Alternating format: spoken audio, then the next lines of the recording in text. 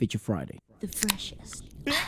We've seen this live. That's with right. the performance of that world-class choreography that they made up. Oh, it was beautiful. I actually have to say I am so looking forward to this because SB19 in the Wish Bus equals amazing performance. Correct.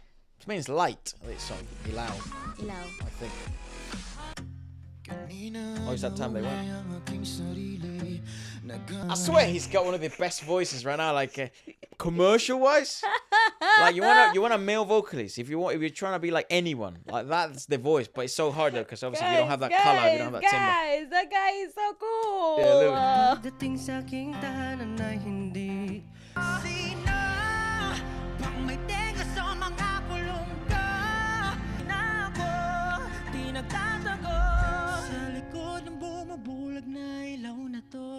Dude, they're supposed to make songs like this though, knowing that you're like they obviously are primarily a live performing group, a vocal group, but they also have the choreography, right? So they're still like P-pop group, but to have the balls to make songs like this, right?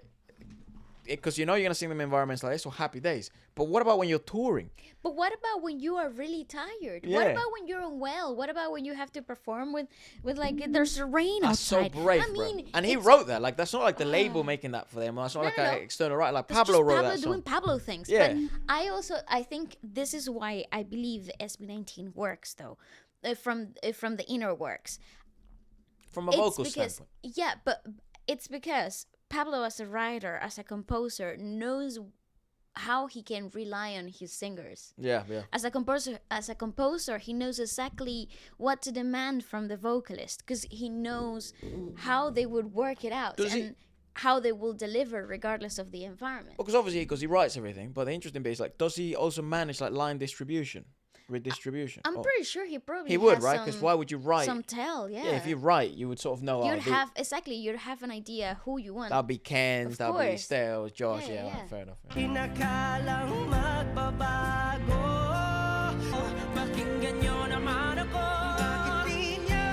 Well, I don't think we've had one moment in Stell's like sort of career, fairly short one for the time being, but like 5 years at this point, 4 years, something like that. Where we have ever been like, that was weak. Like you'd be like, oh, that was weak. Oh. Even when he had a fever and he was like dehydrated as heck. In the GMA thing, right? What is it? The boys' generations. He was still delivering. Yeah. Pablo's also immensely consistent.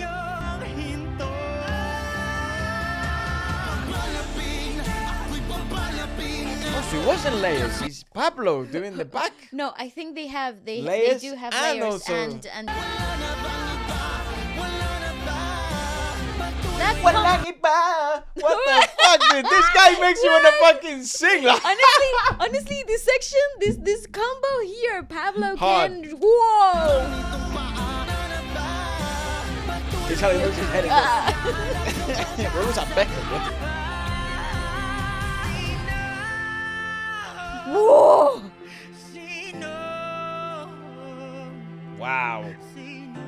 Oh my god. Goodness gracious, the goosebumps. I have to hug myself. Ah, it's all right.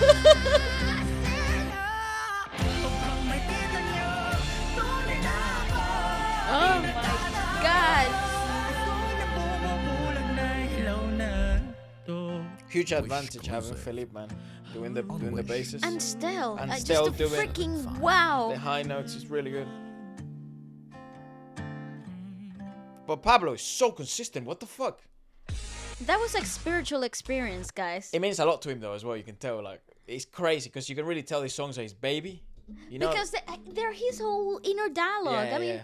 I've always said it. Being a songwriter is actually one of the most vulnerable things that you could possibly do as an artist, because it's your inner dialogue, is your diary, is how you communicate and how you see the world, and you're putting it out there for the world to dissect and reimagine and take into a completely different direction. I think it's one of the hardest things as an artist to really put something so vulnerable out there, especially when it's talking about struggles or your inner conflicts. And you don't need language. You don't need language to understand the struggle. You don't need to understand the angst or the feeling, the emotion. It's so well communicated in the composition of the song. I think it's a good tell whenever it can resonate with an international audience, regardless of a language barrier, because at the end of the day, you're speaking a universal language, which is not only music but emotions. You're conveying the human experience in whichever way you can, even if it's an experience that is somewhat anomalic by nature and very personal, like fame and fortune and difficulties and all this other shit that happens behind the scenes. That's not your everyday Joe. That's that's Pablo. But even then, you can still find, relatability in struggles, in the doubt, self-doubt, facing the enemy. And it turns out the enemy is just yourself in front of a mirror, finding the light, switching the lights on when it all seems dark. I actually think that sometimes art is so beautifully done that you can even imagine put yourself in the artist's shoes without having ever experienced anything similar to what they're going through.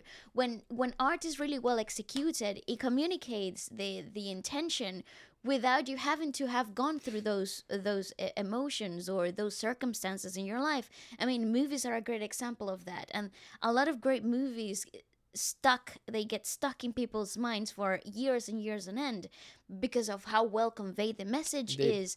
And it doesn't really mean that is something that the person has gone through, but you get to experience it through the art itself. It seems, I agree. There seems a lot of people also saying Josh has improved.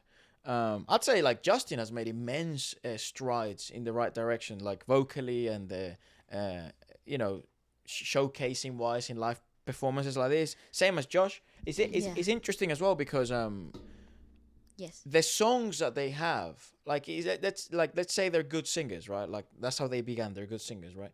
The songs that they've started to write, especially in the last 2 years, you can't just sing them if you're a good singer. They sort of require you to be a really stable singer in really precarious environments, which doesn't just make you a good singer. That makes you an outstanding live performer. It has so many exertions and the belts and the key changes and arrangements and then layers and sometimes polyphrasing. And it's oh God, you can't just be a good singer and expect yourself to outshine the market. In environments like the Wish Bus. So when people say they've made improvements, it's I think they've had to, because of Pablo writing these mad songs. Exactly. I think the environment has pushed them to find new limits, to find new comfort zones. And I think especially because the structure of SB19 is actually quite interesting. You have Ken in the bass, and then you have Pablo and Felipe and Stell at the top, right? So, but Pablo can also be part of that building blocks that are, Josh and Justin. So without those elements, without Josh or Justin, SB19 doesn't have body. It doesn't have a middle ground. Doesn't have a meat middle and potatoes. Part. They're really key components of the whole formula. And I don't think people expect that to be such an essential part of the group, because I think vocally you always hear the really belt high note or the really low note. Yeah, and then you're really missing everything that's in between, and all of them play such a structural essential part of the group, and I think they've really have it nailed down. It's actually a fairly difficult position to have, because I don't think you could ever really win if you're the middle ground, if you're the foundation, because it's when you do your job really well, that doesn't mean that you're gonna have a standout performance, because that's not your job. You know what I mean? So it's a really difficult sort of. So things like personality and vocal mannerisms and other nuances about the singer have to come through, and I think that's what we're talking about when there's improvement. They have found the things that make them individual in a way, and that's cool. They become stars in their own right as well. So fair play to them. Again, not an easy job, the one they have. I don't think any of them have an easy job. They, gosh, no. Because you could say the same about think about a Stell or a Pablo. If everything goes to shit, who are they gonna blame? The belt sucked. Or the bass was off. It just felt empty, this song. Felipe was having a nightmare. You know what I mean? They all have very difficult. It's very essential parts. They have really essential parts. But shout out to them. Let us know what you guys would like us to check out next. This was beautiful. And then let us know what they're up to. I know Felipe has done some collaborations. I know Josh has done some collaborations. I know Pablo has done some stuff as well. With his brother, I think I read somewhere. What is that determinado thing? I think that's his brother that and Pablo? him's new song. Oh, right, interesting. Well, They maybe compose and work together quite often. we don't have a theme for this week's podcast. And what we do know is that we'll be streaming on Friday at 12 p.m. to like 6 p.m. UK time. So tune in. And adios.